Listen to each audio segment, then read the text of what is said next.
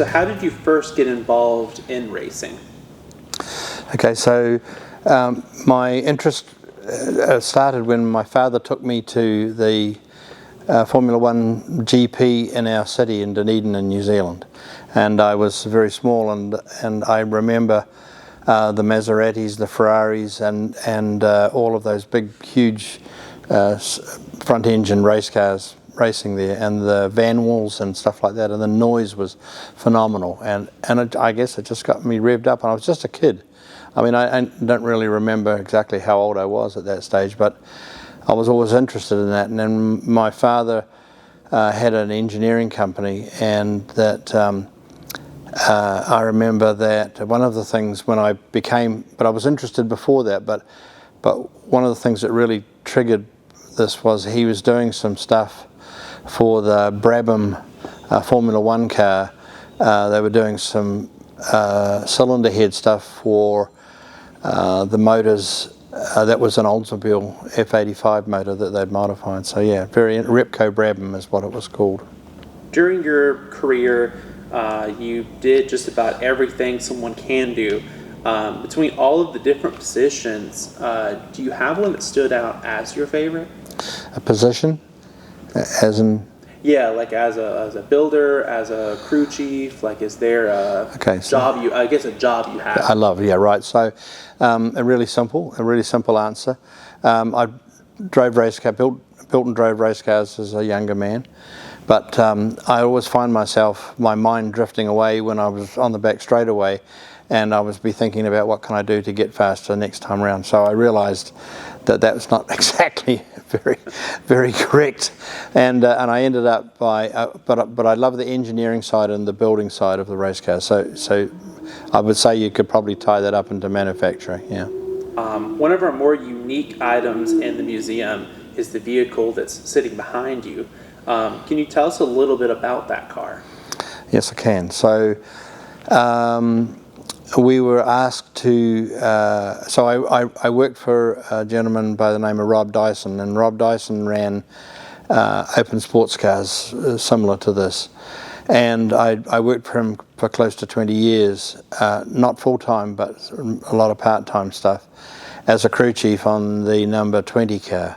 And Elliot Forbes Robinson and I won Daytona in 97 and 99 in that car, and so forth and so on. And we had built a car for Mazda. It was called an RX-792P. It was a GDP car, and it was a composite chassis. Well, this car behind me, and that was earlier on, it was the very first composite chassis produced in America by a private company.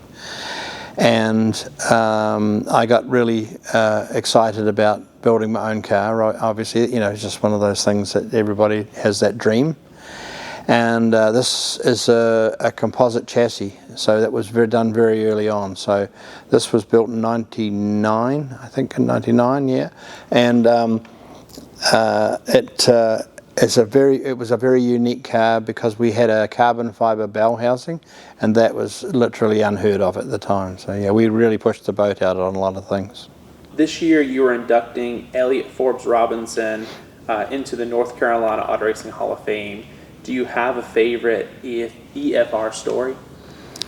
I have literally dozens and dozens of them. The man's a lunatic. He's 80 years old and he acts like he's 5. And so, but one of the things that happened to me just recently with Elliot that comes to mind is I'd been building single seaters for Ligier here in the States, and we went to Kershaw in South Carolina to test a new car, and he said to me when he got in the car, he said, "Don't expect too much because I'm an old man now, and I'm not going to go very, very fast," and so forth and so on. The car was an F3 car. It's a Honda powered, 300 horsepower Honda Type R engine in it, and a pretty stout little car. And I looked down at the watch as he was whizzing around there, and I was like, he would have got on the pole for the race. So it just goes to show you what Elliot's like. He just never grew up, which is great. But he'd been with me for, I mean, our history started in '87 when he drove a Trans Am cars for me. We had a Porsche 944 program, and he drove that, and he was amazing, absolutely amazing. That's I think why I was so impressed with him. Yeah. I know it's probably really hard to choose out of all of the moments you've had in your career, but is there a proudest moment that stands out to you?